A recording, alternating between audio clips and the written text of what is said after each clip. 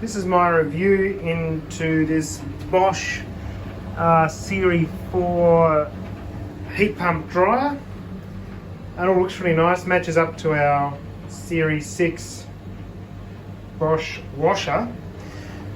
In short, it's a bucket of shit really, and you can see why.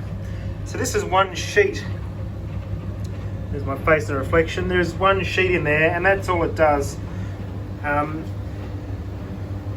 And you'll find that sheets take all day to dry and they'll drive you insane. So if you do it on like cotton's extra dry, covered dry, the little, I'll pull this open, there's some little strips there which are metallic and they must sense the conductivity across them. The more moisture in there, the more conductance there is.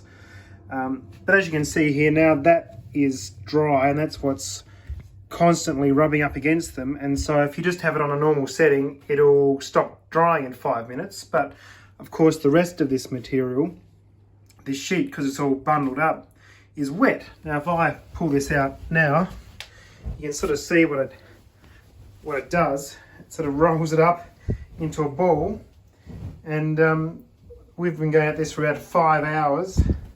So every sort of half hour you got to pull it out like this, unravel it. You can see it's sort of wet there still. This is after hours of doing this. Put it back in, put the slip back in,